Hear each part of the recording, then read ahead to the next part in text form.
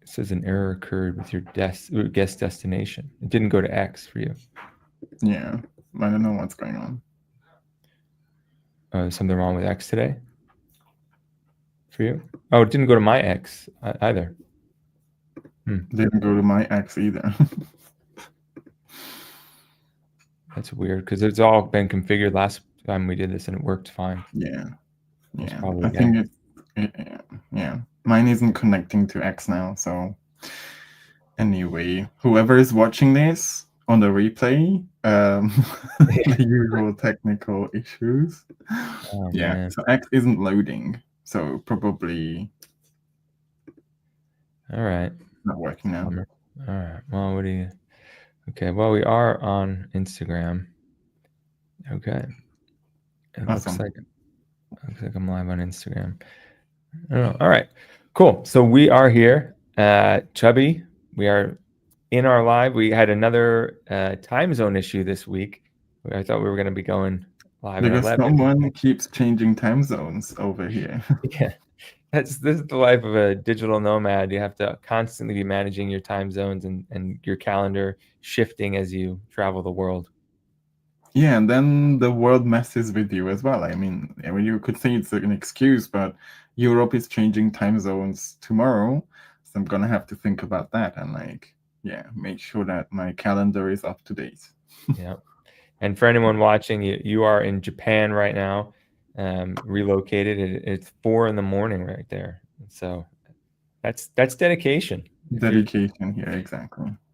If you want to be a full-time creator, you need to be willing to put in the work like Chubby. Yeah, sometimes you've just gotta be flexible when the time zone issues, right? Yeah. Yeah, cool. All right. So yeah, looks like we are live on our various channels. I just wanted to make sure everything is going through all right. Cool.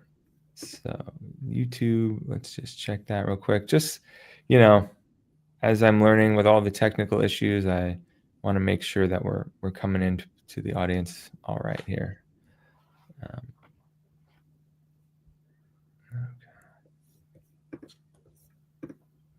Yeah, we seem to be live on X now. It seems to be working. It's working on X now. Great. Okay. It doesn't. I had to select go live again. Yeah. So yeah, I went up to the top and I clicked X and said go live and it worked. So you may have to just do the same. It's still showing me an issue on your end, but I can't fix that. I think you'll have to me, it says it's already live. So. Okay, then I'm sure it's fine. Okay, great. All right. So let's get into the topic now that we've worked out all these technical issues. The idea of what is the role of a content creator in 2025. I think it's changing so quickly. Like, I don't know if you've seen in the last 48 hours, all of this, like, I don't know how you pronounce it, the anime, the Gaburi art. Like, are you getting flooded with that on your timeline? People are Ghibli style or whatever. Yeah. Everybody's taking like photos. Everyone is like, oh, this is the only trend I'm gonna hop on, but I have to, like, no choice. Yeah. Definitely. Yeah. So there's like just so much content being produced now. People, the barrier to entry, like that moat of a content creator is a lot, smaller. And so people are able to quickly create content. But I think, we've talked about this before. A lot of what we're seeing seems to be kind of that top of the funnel, like low value content. It all starts to kind of look the same. And it makes someone like myself question, like, where do I fit in all of this? I had last week a bit of a like lull. I was in where I kind of was lacking some motivation. I just thought, like, where am I going to fit into all of this, like in terms of the content that I create? Because it just seems like almost this attack of the clones kind of thing, where everybody's kind of putting out the same content. Everyone is trying to be a version of the person they admire in the creator economy, and it's hard to navigate, I think. You could turn it into like a digital product, Attack of the Clones, right? I think Yeah, this is something like I've been like an authentic creator for a very long time. Like I even started out like I don't want to just hop on the trends and just do everything the way everybody did. And even at the beginning, like let's say 2020, 2021,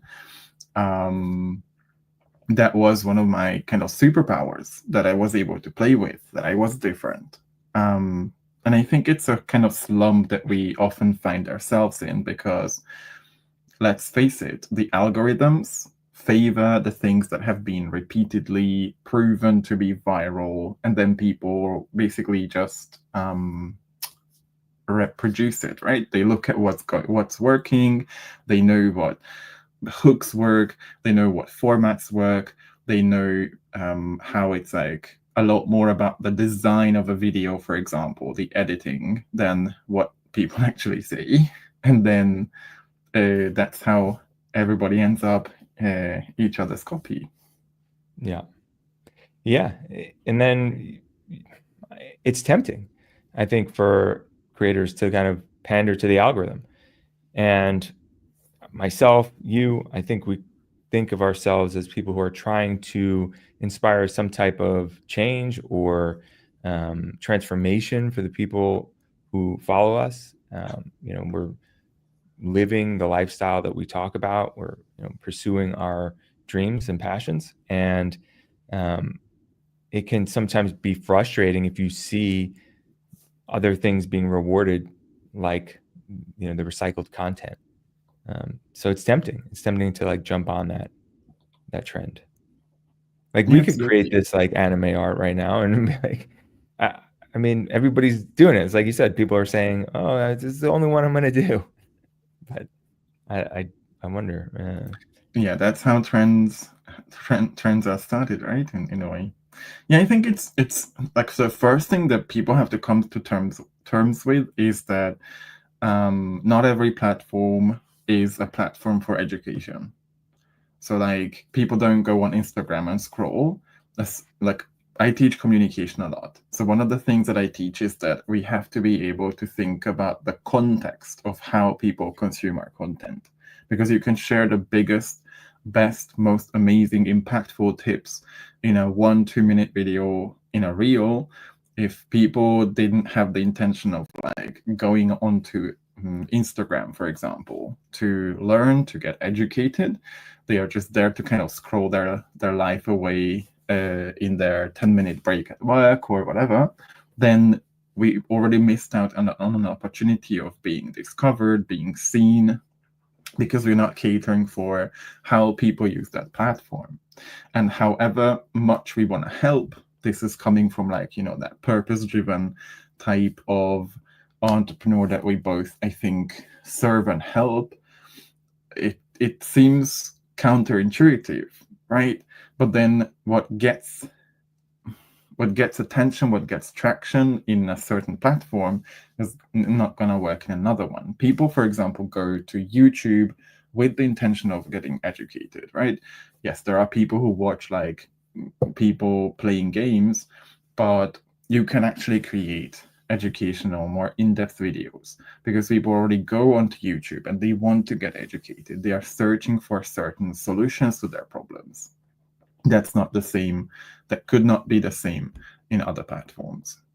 And I Yeah. think being able to cater for that is how you play the game. Is how you learn to play the game of the algos. Yeah. You mentioned video. I think that's really the last place you kind of can't use AI to do it for you. We've talked, I think this live stream is somewhat of a response. Like I'm leaning into live stream because people get to see me, they get to get a sense of who I am and how I like to communicate. And I can't just hide behind like AI generated content. I think a lot of creators who are using AI to write everything for them, when they have to go, if they get invited to speak somewhere, like at a live event, they're not going to be able to speak eloquently on that subject because they're not doing it on a daily basis. So Yeah. I'm not like sitting. I don't want to sit on a high horse here and be like, oh, I'm take the high road, and think that I'm better than people. It's just, if we use these tools, we need to also make sure that we don't sort of handicap ourselves, that we actually still build the skills and talents required to speak and share this information on multiple mediums, whether it's written or spoken. Completely agree. Yeah. There's this like type of business that like I'm all around, streamlining different processes in our business. But one thing that we cannot, like any entrepreneur who wants to make a real difference and has like points that they want to stand up for and values that they have and a message, something that you cannot delegate is your communication, your messaging, what you stand for. And I see so many people hiring services that create like viral videos for them, that like ghost write scripts for their videos, right? But then how will you be able to, let's say you get invited on a podcast to talk about your systems, to talk about your philosophy, how will you be able to put them into words, right? So that it's congruent all across your platforms if you don't know how to speak, how to market yourself. Which I think is where it all starts. Like you need to be able to make and build a case for your offers, build a case for what you stand up for. Absolutely. Yeah. So I talk a lot about that in the stuff that I share with my students and with my audience. Is I encourage them to get on video. You're on video all the time. You do shorts for X a lot. You've started doing it more on YouTube, and I think in the long run that's going to be successful for you. It's Absolutely. Yeah. So perhaps you can talk to that segment of our audience who might be on the verge of like getting into video, but they have some of those nasty little thoughts in their head, like no one wants to see this ugly face, right? Or I don't know how to be like myself. Like I can see Andrew or Chubby to be so comfortable on video. How can I do that? Like I cannot do that the first time I record myself. So can we talk a bit about that invisible barrier that might hold people back from, especially on X? Like we have some audience on X or even LinkedIn, which are more text-based platforms. And part of what I think is the attracting feature of those platforms is that you don't need to be on video. You can just like hide behind your brand. You just put on your face as your profile picture, but everything else is just text. So what could we say to those people that would help them really remove that invisible chain and then unleash their video creation? What do you think are the biggest things that hold creators back from creating video content? Fear of judgment, I think. It's a form of public speaking. I mean, most people are terrified of getting up in front of an audience, right? And putting yourself on the internet, sometimes you don't even know how many people are watching or how many people will eventually see what you're putting out there. And I think it's like that fear of speaking in front of an audience amplified, because in the person's mind who's fearing that judgment, it's always the worst case scenario. They think, tens of thousands of people are going to see this and, think I'm, a joke. And, I think one of the things that a lot of creators try to tell newer people getting into content creation is like, don't worry, because in the beginning, no one's watching, right? Like it's hard to get people to pay attention or care in the first place. I was doing some tests because last week we had technical issues. So I was doing some tests this week, and it required me to just like stream live to my YouTube. And I was just sitting in front of the YouTube and I was kind of like clicking back and forth and leaning into my computer. And it was like, my nose was like right on top of the camera. And I kind of thought to myself, like, who cares? Like, no one is seeing this. I mean, I was live on the internet, but no one was watching. It's like, it can be sometimes nerve-wracking to think like everybody's going to see it and judge you, but more likely than not, very few people are going to see it, and that's can be at some point frustrating, but in the beginning it gives you that freedom to kind of experiment and get your legs. Definitely. Yeah. There's this kind of contradiction, because although everybody thinks, oh my god, everybody will see that I have like a spot here, or people are gonna look at my, oh my god, I forgot to shave or something else. But then at the same time, we have those nagging thoughts as well that tell us that no one will listen to us anyway. What's the point? So I don't know if you've ever had that, but I had this, and I had to keep working on this from like lots of things in my childhood as well. I had this deep fear of not being heard, not being understood, being misunderstood as a misfit, as someone who was always just had a difficulty communicating my authenticity. So we have this like conflicting thoughts saying, what's the point of me showing up? No one would listen to me, right? But then at the same time thinking, everybody's gonna see my mistakes and whatever I slip up on, whatever word. And I think, people say like, yeah, just get comfortable with the fact that your first 100 videos aren't gonna be the best ones. You're still learning how to show up. You're still learning how to communicate as well, how to sell your next sentence. I always say, right? People say, well, I don't have anything to sell. It's free content. You still have to sell people on the ideas. You need to sell people so that they watch the rest of your content, so that they watch the next tip that you share, so that they get to the point when there is a call to action where you ask people to like sign up to your newsletter. You need to sell them your newsletter as well. So that takes time and practice, and so much of that is implicit knowledge, right? No one walks around and say, oh, I know how to communicate. And lots of people just assume, because I have a mouth and I have all my speech organs, I know how to communicate. And that's what I always say, just because you have a mouth, it doesn't mean you know how to communicate. Yeah, it is a learned skill. I think it's a process. It's like anything. And we've talked about going part-time or full-time in the past. And I think when you look at people who have certain professions and they're the best in the world at them, whether it be like an athlete or an actor or something, like those people are full-time.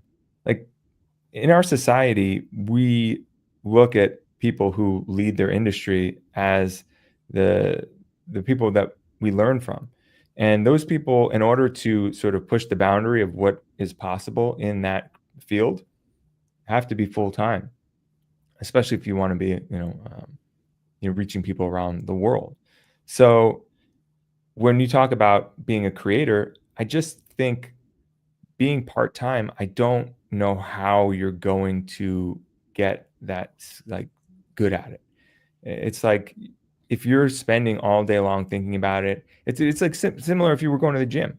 Like if you worked out an hour a day, yeah, you could be in decent shape. But if you're somebody who's like in the gym 3 hours a day, or doing 2 workouts or a day, and your entire diet is dialed in, and like all day long you're thinking about and working on fitness because that's your profession, like you're gonna look and and be a lot healthier like that with that lifestyle. And so I think it kind of becomes like, if you really want to get great at something, eventually I think you need to be all in. You need to be full time.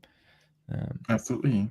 Yeah. So much about this is not just putting in the reps and the hours, right? To be able to like have literally hundreds, like thousands of hours of all these skills of like marketing, selling, communication, but also the energy, right? So how much of that energy is going into, how can you create that? We both talk about like quality content and being able to make sure that you show up and you step into the role of a creator who's not just a creator, but also a guide, someone who's able to help people solve their problems, who's able to, even in their free content, provide so much value that is not found in a ChatGPT prompt or or somewhere else because it comes from their purpose, it comes from their own story, everything else. So I think it's about the hours, but also how much energy you actually have to focus on your business, which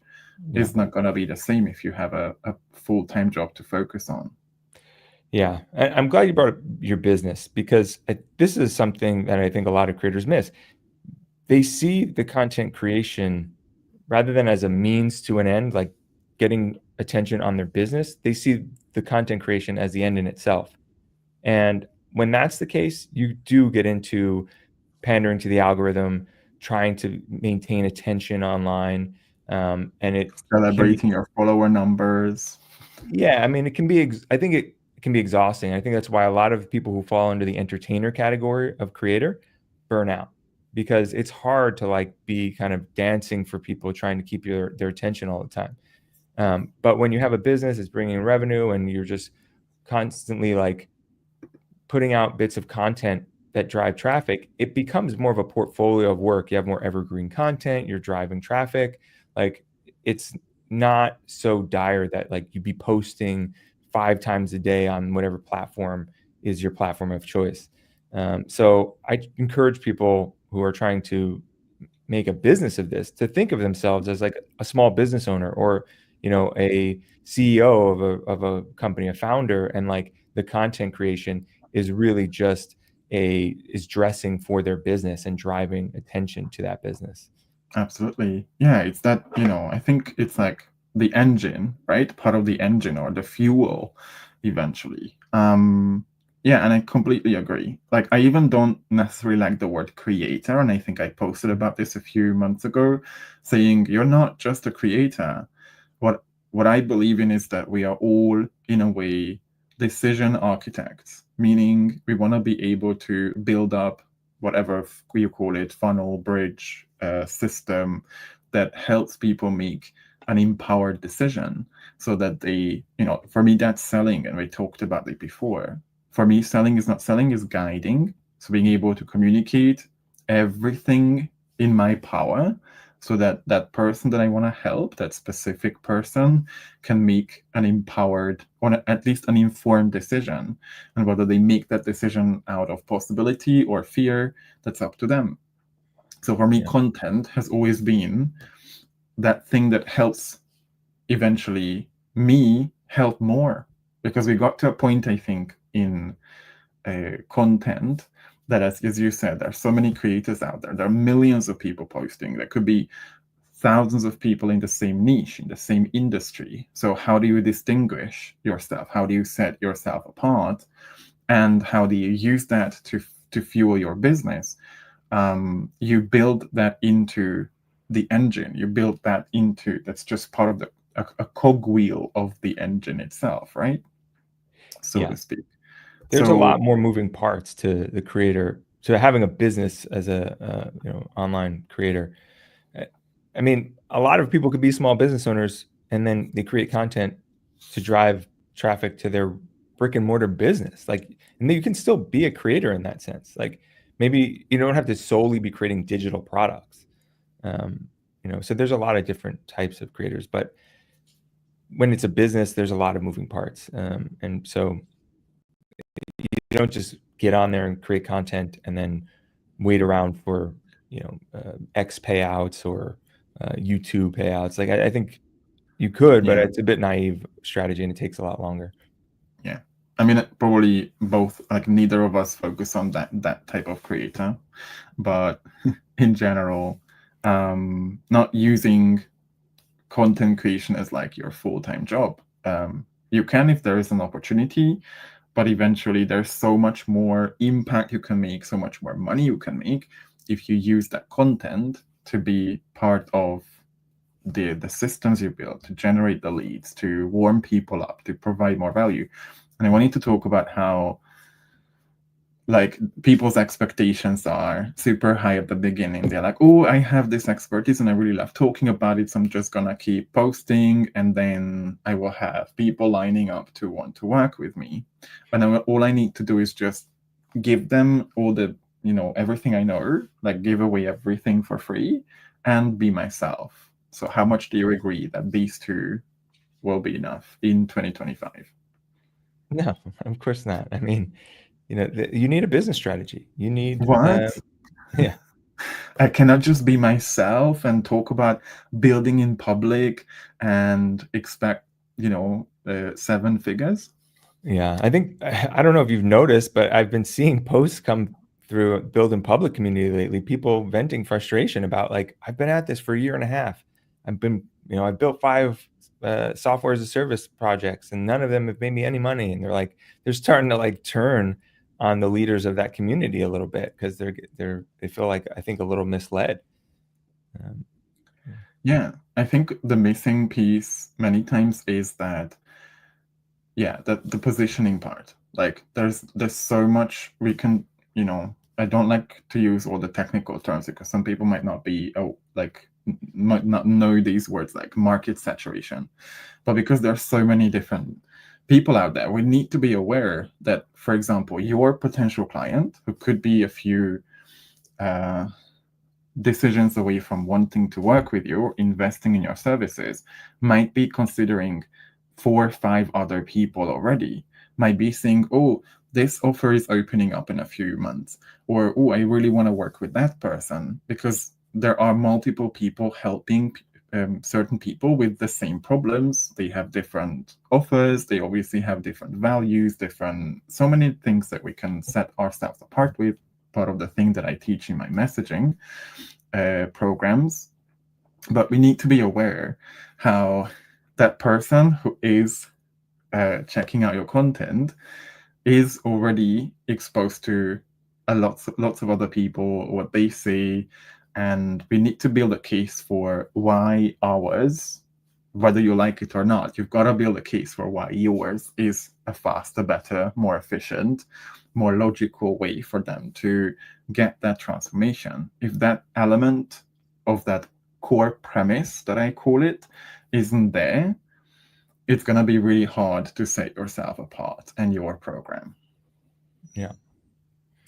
I just wanted to point out, anyone who's watching right now, we are taking comments. You can comment on various platforms. Most of them come through here. I think LinkedIn might not, but X and believe YouTube and Instagram, they should show up here and we can pull them up on the screen. I also posted the link on these various channels, so you should be able to find it there and join the call.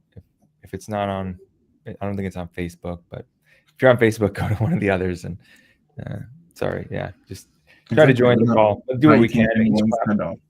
What's that? We're not biting anyone's head off if you guys comment. Yeah. Yeah, sorry for the long explanation, but all these platforms, they have their different like quirks. So, it's harder to post links and things to different certain platforms. So, but we are welcoming you to join and to comment. We're here to answer any questions or would love to hear your thoughts.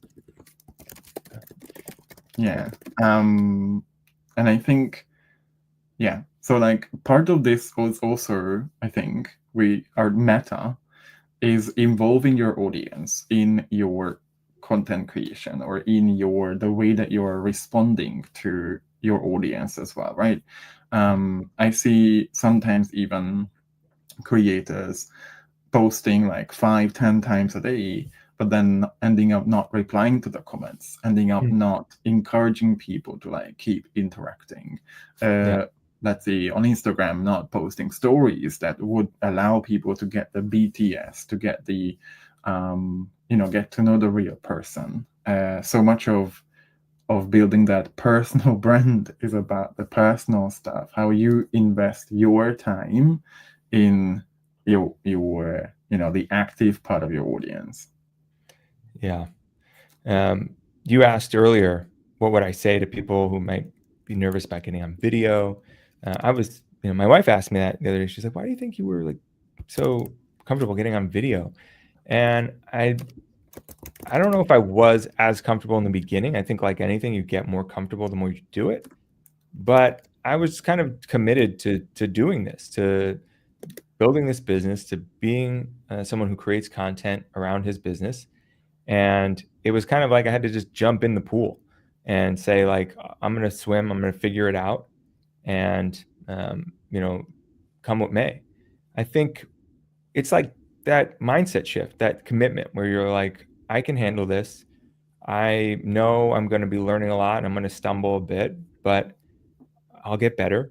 And, it's just a part of what I need to do, because I think you can ignore it if you want, but it's at your own, peril in a sense. Yeah, I mean, getting into this with the right intention, which, yeah, I think sometimes we learn this the hard way. Like, oh my God, so I don't just get to talk about stuff I love, be myself, and then expect scores of people to be interested. But then, yeah, to me, what really, again, going back to what the role of a content creator is, and I think both of us believe, is that we are here to help. So I know from like the first moment, I was like, I'm gonna show up and I know that I have something valuable to share. I've gone through lots of transformations that I can talk about, and I want to build offers around. And all I care about is if that one person who gets to see it gets value out of it, something that they would not be able to get from how someone else is sharing it, or something that they couldn't get from just by reading a simple book. And if that one person gets value from it, that already means someone else will get value from it as well. But I'm okay with that, especially at the beginning stages, not having expectations of like, this needs to go viral, this needs to have 200 comments, or I don't know how many million views. I just want to focus on helping and serving. And we mentioned this, I think, a few lives ago, how creators are not taught what even that means to share value. So we don't know how to share value. And many times what people do is just, okay, I'm going to create a video talking about whatever I read in my self-help books. And then why is no one buying? Because you're not creating value that is uniquely yours, or that actually helps people in ways beyond just information. Yeah. Yeah. As you're talking, I'm remembering I've been listening to some books, spiritual books and things lately. I think I started to like get more introspective as last week again, as I was frustrated. And, there's a saying that all suffering comes from valuing ourselves above others, and all happiness comes from valuing others above ourselves. And I think the times when I've been most frustrated doing this, I've been thinking most about what I'm not getting, what is, the thing that I want as a result of this effort. And if it's not happening, I get frustrated. I start to feel sorry for myself. I start to get angry. And, it's like those are all emotions that, are not necessarily conducive to my mission and to what I'm about. And the times that I think about how I can better serve others when I'm working with students and seeing them get results, it starts to feel a lot better for me, and I start to be a lot happier about the whole thing. Even if it's challenging, it doesn't mean it's going to be easier necessarily, but it's less focus on self. Absolutely. I was gonna say the same as well. So much of, yeah, I mean, people are not gonna like this, but so much of what holds people back is that self-centeredness, to say, what will people think about me? What if I say that people are going to judge me? What if no one wants my program? Well, there's only one way to find out. And if you keep focusing on these thoughts, you are where in your business is where your attention is. You're not going to end up being able to help. You're not going to be able to serve other people because you're so much focused on what people will think about my nose or my accent, and so many of these things, which we are all going through. Like, we need to overcome this fear of judgment, fear of being seen, fear of being found out as a fraud, that imposter syndrome. But can we place that attention on the fact that there are people out there who are suffering? They have problems that they keep thinking about, that keep them up at night, and that you have things that you take for granted because you know it and it comes naturally to you, that would be life altering if you shared, especially in a way that they would say, oh my God, this is the person that I've been dreaming of working with, and here's my credit card. And I think so much can change when you focus on, yes, but I'm here to serve. I'm here to actually help people, not to self-promote, not to just like be myself and then yap about whatever I do for 5 minutes, but actually think about how that other person thinks and how I can help them change the way they think, remove any fear, insecurity, doubt they have. And, being yourself is important. Yes, we want to build a business that allows us to be ourselves, not to blend in, not to like please an algorithm, but that's not going to remove anyone's doubts and fears about their abilities of being able to do something. Yeah, all very important points. Yeah, I think it really does come down to putting the focus on helping and being of service. Yeah, and like thinking about how you are of service on social media, and in this age of like AI and ChatGPT and everything else, pure information, just sharing, oh, this is what I've done, I'm just gonna like build in public, or these are the 3 tips that you need to know, is not gonna cut it, because everybody has access to that information in like 3 seconds. So could we talk a bit about that? Again, going back to the role of a creator from a business point of view, or maybe things we could include in our content that then help us get to help more, or can we just expect to change lives with free content?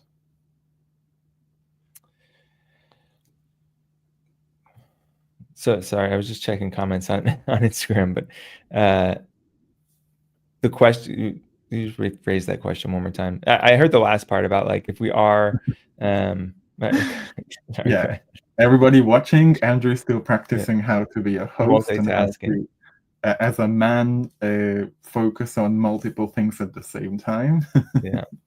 But yeah, I was just thinking, like, what is that value that someone thinking of what a role of a creator is in content share, so that we get to help in our business, right? So we don't just show up and say, here are the 3 things you need to know, and here are the 3 things that I've done, because I don't think that's honestly going to help too much. So what are the things that people can focus on? What is giving value that then can help? I thought you were going to tell us that. I thought that's why I had this call. What I think, yes, you're right. There's a lot of content that is patterned in terms of these are the steps to like starting a business, or these are the steps to growing an audience, that have kind of become a dime a dozen. Like anybody can generate that in 3 seconds. You can find that on ChatGPT, as you say. So as a creator, like, what is your role? I think it's constantly evolving now. I think we are having to think of ways that we can connect with people in ways that are uniquely human, and that is becoming, it is changing and maybe becoming more narrow as like AI starts to be able to do a lot of the tasks that we thought were human. But we were coming to find out like a lot of these repetitive tasks aren't necessarily uniquely human, right? Or aren't even tasks that human beings enjoy doing. I think that's the funny part. Like, people get upset about AI and they're like, oh, it's going to take people's jobs. But people don't like doing repetitive tasks and ones that are like very narrow in their focus of skills typically. And we get bored. We find ourselves like our creativity stifled, and having machines do those jobs for us, and now AI do those jobs for us, frees people up to do things that are more satisfying and rewarding for human beings. So I would encourage people to do things that you find pleasurable as a human being, that you enjoy creating. Like, I was a software engineer, and AI is starting to replace that job. And that's because it's a job that is, again, patterned, it's repetitive, and it is something that I enjoyed doing for a while, but I got sick of doing after years because I had all of these other skills, all of these other creative outlets that I wanted to explore, and I get to do that now. So when I create content that I enjoy making, when I'm sharing it with people, and having fun, expressing myself in those ways, I'm being more human, and I find that it resonates more with people. So that's what I would encourage you to do. Yeah. Pursue your interests, follow your passions, right? It sounds cliche, but I think that's really what makes us uniquely human, that we have these interests, we have these passions. And that kind of ties into how we need to get over our perfectionism, and say people love when there are imperfections in a live, or when there are imperfections in a video, or there's a misspelling or something else, right? Because people are sick of perfect. No one likes just people posting their kisses in the Maldives and how amazing their wedding was and how successful they were, and that 3 months ago they were considering suicide, and now all of a sudden they have a 7-figure business. The internet's full of these fake stories of fake vulnerability. Yeah. When that connection is what's missing in our society so much. I have a student who focuses on connection with yourself, others, and the planet.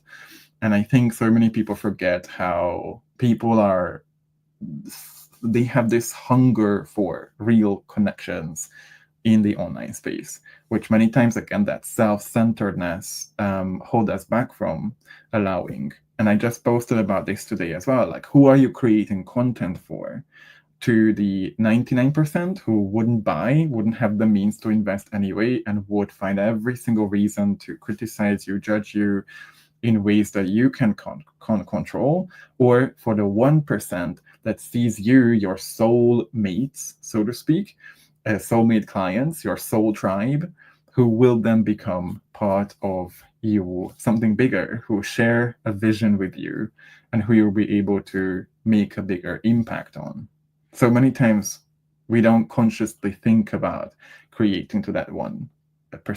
So our content lacks specificity, our content lacks talking about what objections or fears or insecurities people might have, and we just like, okay, so here are the 5 things that you have to do XYZ. Imagine the impact someone on this has on someone who just reads it the first time. Oh, you have to go live 3 times a week. Shoot, I never gone live, so I'm not gonna do that, right? People don't realize, creators, that sharing these listicles or strategies without giving people insights is not gonna help anybody. People don't take action on just free strategies. Yeah. You touched upon something that I mentioned in the description of this talk, which was fake stories, right? Fake origin stories, right? Because I think that's one of the strategies that we've found effective in the creator economy, is telling this story of transformation, and it's taught to new creators to do that. I think people, we find out, exaggerate or mislead, and it can be a bit frustrating, I think, for people to learn that. And it's, what is the role of a creator? Like I put up there in the description, is it just to make money? Is it to inspire? Is it to entertain? And I think there's a large part of the community that is trying to just make money. The type of person you were just talking about probably is someone who really wants to, almost has this naive, idealistic idea of wanting to help and inspire change. And then the flip side of it is someone who's like not concerned at all about like inspiring people or making change. They just want to Yeah, make they just money. want the Stripe Yeah. payments. Yeah. So I think it can be frustrating for people coming into the economy who want to make that change because they see those people who are in it just for the money winning because they put up fake bank account numbers, they put up fake follower account numbers, they get into circles where they repost one another's content, and then it seems like they're growing. Or one another's Stripe accounts. Like, there's so many stories I've heard. Yeah, it's a lot of like tricks, fake, content, really fake numbers and things. And I think it can work to some degree. I don't know if it's sustainable in the long term, because you don't get referrals and you don't get people like, telling people about you because they didn't get what they paid for. But I guess where I was going with all this is there are strategies that we become aware of as creators with like good intentions. And it's like you have to kind of figure out like where's that line for yourself of like, okay, I understand sales strategy now and the psychology of sales. Do I use this sales strategies to get people to buy my product and I'm going to actually deliver on what I say I'm going to deliver, or do I not use it because it's manipulative, quote unquote manipulative, and kind of give away that advantage to somebody who's like not going to deliver, or you don't know if that person's going to deliver. And this came up the other day when I was talking to Deb and my wife, and I was like, yeah, it seems like a lot of these creators who've been around for a while have like hundreds of thousands of followers. And the creators that I'm meeting, myself included, who like are trying to make change, like we're crawling up in our follower counts. Like, why is that? And she's like, well, maybe they bought followers like years ago. I mean, when people were still doing that, and now they still have this like huge number, and people still see them as an authority, even though they're not getting much reach. Like I posted about this in a short recently, Gary Vee, right? That guy, he's got huge visibility. He's desperately like posting on Instagram right now, trying to get people to add him to their favorites. If you go to his YouTube shorts, the guy's got like 4.5 million followers on YouTube, and his YouTube shorts are getting like 5,000 views. Like, I mean, and there are some videos that get more, but I think there are like some of these older creators who have this kind of fractured audience where they're no longer getting in front of the audience that they built. And you wonder, like, are these accounts even still active that are on their follower accounts? I mean, I'm convinced. I don't have, there's no way of knowing that some of these people, and I'm not saying Gary Vee in particular, but like some of these people with 6 and 7 figure follower counts, followers. And so when it comes back to this idea of, do we use some of these strategies like sales psychology in our offers? Is the follower count not just an extension of that? Is that if I asked you, hey, Chubby, if you bought 100,000 followers and that meant you were going to 10x your customer base and people were going to get value out of your product, they were going to get everything that you promised. And all they really needed, the difference, the tipping point for them was to see 100,000 followers. Is it so wrong doing that? What do you think? So I personally probably wouldn't buy followers because I don't want to like sabotage my own reach or anything else just by getting random bots to follow me. But I do believe, and I'm a huge proponent of, learning persuasion, which gets a bad rap. A lot of people think, oh, it's manipulation. Oh, I just like, my energy, I'm just going to like focus on speaking to people's soul and then they will buy, right? I've heard these things as well. And I'm sorry, but if you don't understand human psychology and how people make decisions, how you need to speak, what words you need to say so that people actually change their repetitive decisions that they usually make in their comfort zone, it's going to be very hard to make an impact and an influence, right? So to me, the word influence and persuasion is there. If all these like bad players weren't out there, I would say yes, be there, show up with your energy, help people. But we have the noise to deal with. We have hundreds and thousands of people's voice, inexperienced, super confident creators out there who are all they care about is the money, and then so many people get burnt. And as well, one of my biggest pet peeves is this big divide in the creator economy between the people who are so engulfed in their imposter syndrome and so much of like, yes, I'm just gonna be authentic and in my purpose, that they fall on the other side of things and they are like, I don't want to like persuade people, I don't want to use the language of influence because that's just not authentic.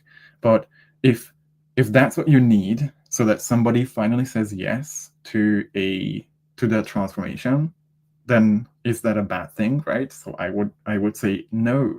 You would learn to be persuasive. You learn sales psychology. You master your messaging because you don't want, if you really care about the world, you care about your ideal client, you learn that because you don't want the bad coaches with the bad offers to get the clients who then will be burned because they just waste their money.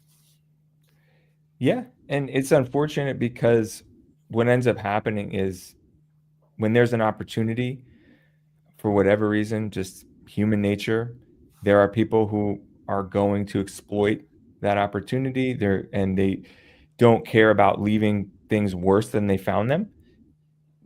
Myself, we like to leave people and things better than we found them. And if we're getting enjoyment out of something, we want to see it grow and flourish. We're not just going to like rape the land and move on. But there's a large percentage of communities, or I don't know, maybe a loud percentage of the community, maybe not the majority, but it's a percentage who you see on these different platforms who are talking a lot about money, and they're talking about like transformation. And if you're watching this, like, and I'm going to just share this, like when you watch these people, notice how they don't talk about how they made their money.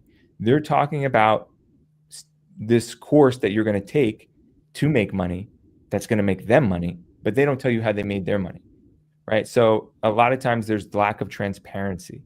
These people will have gotten their money sometimes through marrying into it, sometimes being born into it, sometimes through like shady enterprises, sometimes through super boring enterprises, and they're pretending to be a creator, but they never make their money as a creator, and they're telling you like you can make your money as a creator and to sign up for their course. To be honest, and like the reason it's a whole Ponzi scheme is because it's a lot easier to for example, if my niche is to help people get followers, and all I talk about is how many followers I have, that will already help me make more followers because that's my topic. So people will stand out who talk about, oh, I had XYZ followers and I help you get more. Or people who help others make more money, and all they talk about is, this is how much money I make, so I help you make this money.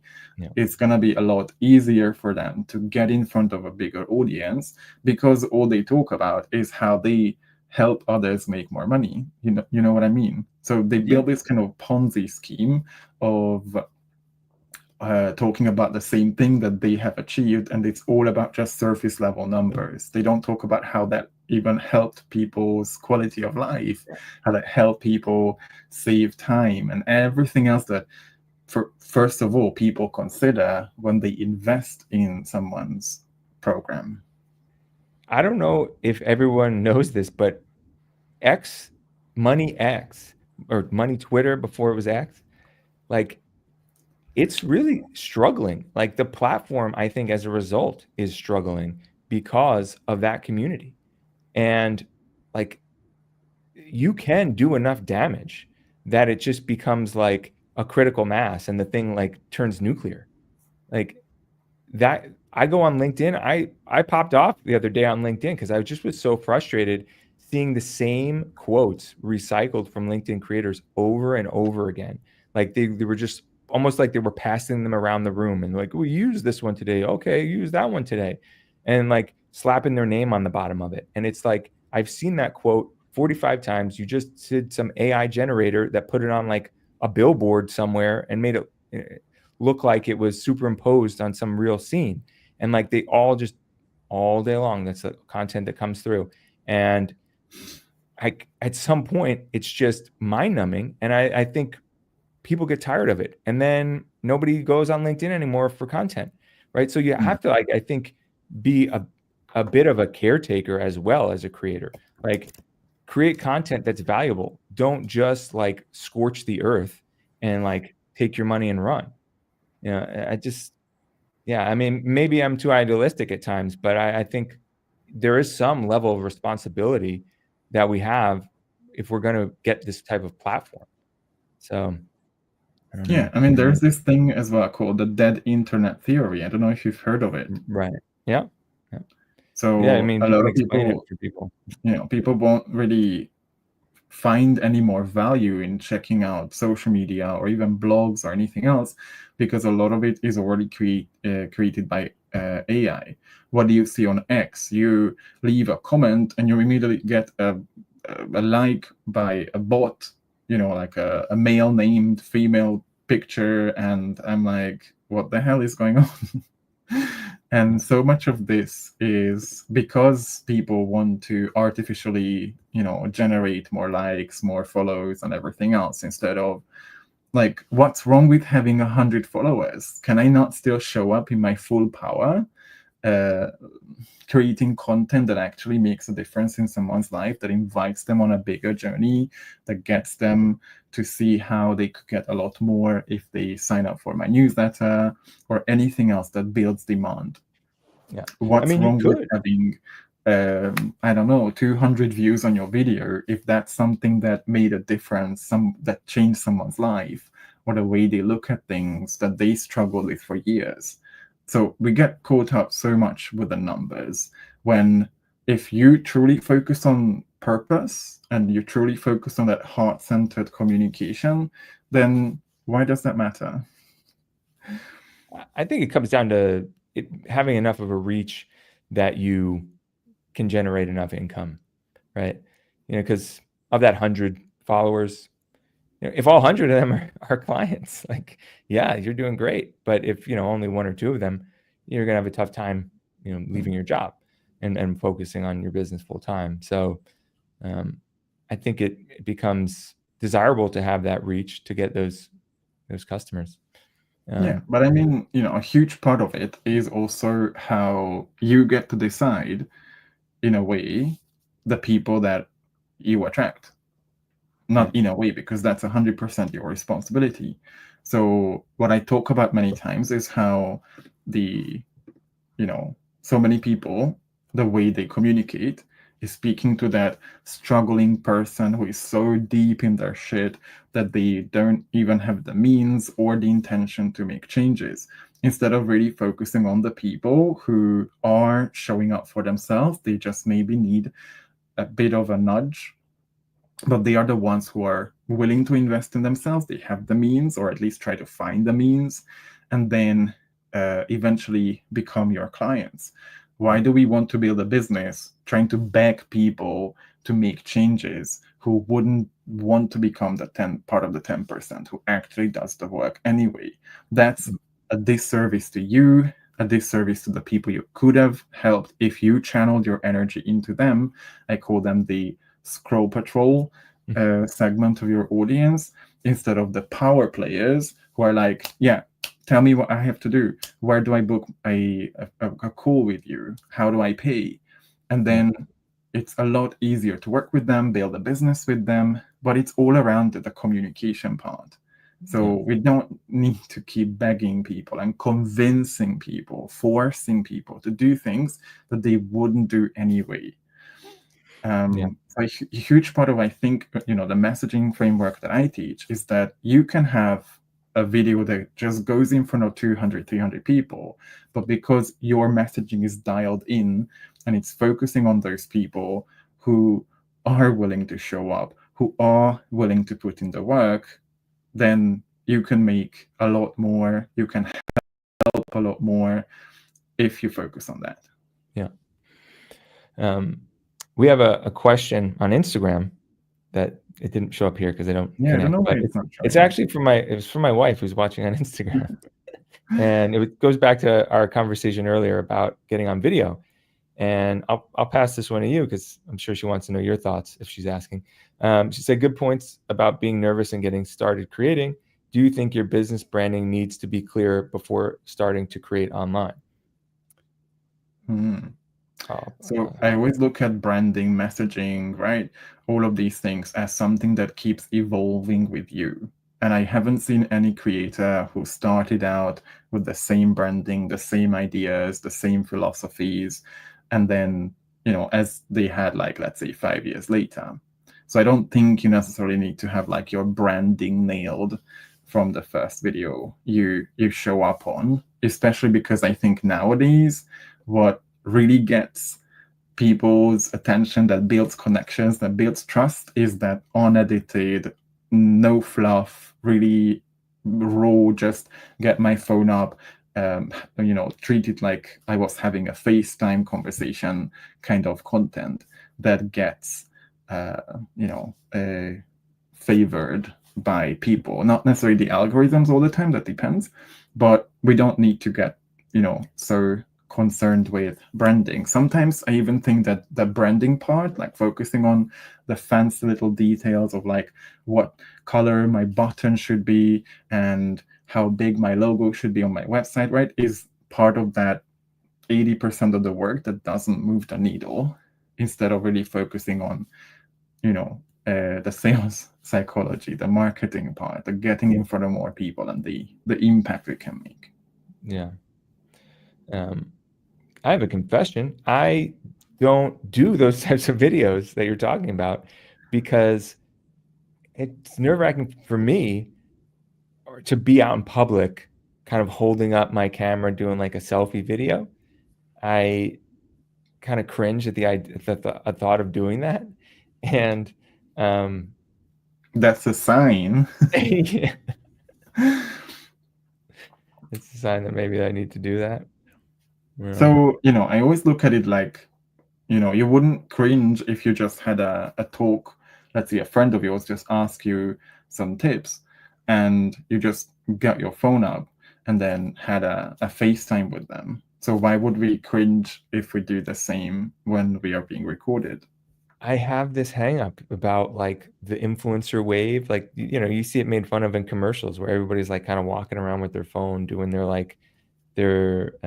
live stream, or they're, talking to their audience, and nobody's actually like present where they are, or seeing the people around them. They're like bumping into each other. Like, so I think just having this idea that I don't want to contribute to that.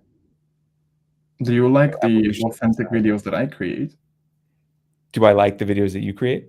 Yeah, like the one in China. I do. With the levels. Yeah. See, now I get that the content that is created is valuable to the audience, and I've benefited from it, so I understand that. And then I think that like the cost is that in society we've got everybody kind of walking around like this on their phone all the time, so I struggle. It's just one of these things that I typically only record here, like in my little home studio, and hide away in my little cave here. But I do want to get out there more and kind of do it. So I think you're right. Maybe I need to just go where I'm uncomfortable. I mean, I think both can have. I never say this isn't gonna work, because whatever works for your business, for your audience, is obviously the data tells. Like, even I can't tell my students what title, what like webinar title or anything as part of their messaging would work. But I think they both have a role. One of them could have a role like, yes, let's focus on that branding, that authority, that polished side of it, where you kind of show that I want to put out some high quality content, but it also has benefits of like you showing up as a real person, just talking about like something very personal, or sharing with people how you are in a funk, that kind of more personal stuff. Yeah. All right. Well, we're kind of over time at this point. I think we touched upon most of the topics we wanted to discuss today regarding the role of a content creator. I think it's evolving. I don't know if we've got like definitive answers, I think, on what the role of a creator is, but I think some of the things you said, it's kind of unique to you. It's like what you want to do, how you want to create it. So yeah. So how do you want ultimately, I don't think we want to tell people what their role is. I think our goal, at least my goal, is always to kind of generate some, at least people, so that they start contemplating and start thinking, start really asking themselves, how do I show up? What is my role as a creator? Do I just create content for the sake of it? Am I just gonna be myself and then expect to have a 7-figure business? Or do I actually want to show up as someone else and not? And also the people who are hiding, right? Who are still in their fear of being seen, being found out, being thought of like a fraud. How are you and your indecision contributing to this whole mess that people have right now, having a lot more access to the people who are not delivering on their promises, the real frauds that you, as someone who is experienced, can smell a mile away? How is that contributing to the whole thing if you truly care about the welfare of the world? Yeah. You reminded me of something I wanted to mention earlier, which was I talk about good alphas and bad alphas. And, alphas are just typically leaders, people who are naturally inclined to inspire others to follow them. And good alphas typically are people who don't seek leadership positions. They're more like lone wolf types. They would rather live and let live kind of thing. And they have good intentions, and they usually are frustrated by bad leaders, by bad alphas. Bad alphas are very ego-driven people. They seek positions of leadership because they like being in control of people. They like power. They seek power. A lot of human history has been shaped by bad alphas. Yeah. People enslaving others, conquering, that kind of stuff.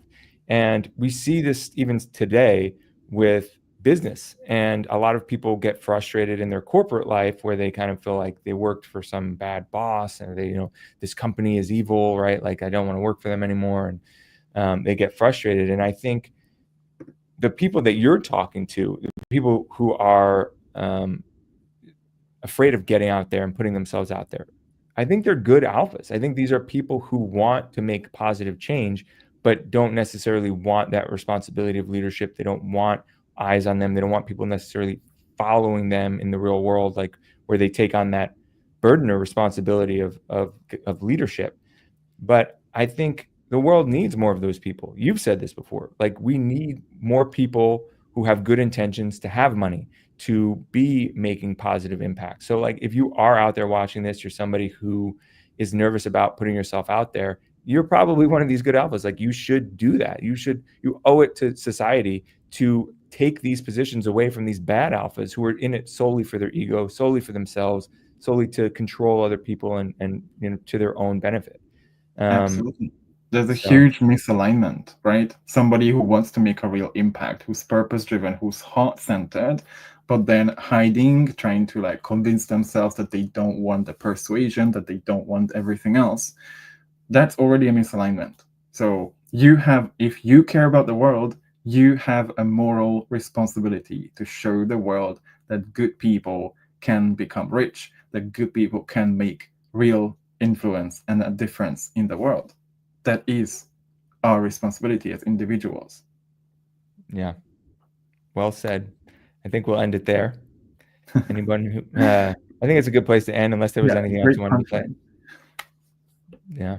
Okay, great. So anyone who's watching, Chubby and I are doing this weekly. We've been discussing perhaps different times because Chubby's in Japan now, and it's we're starting at 4 a.m., which is just I think brutal for him. It's not really fair. I wouldn't want to see him have to do that every week. So I can do it once a week.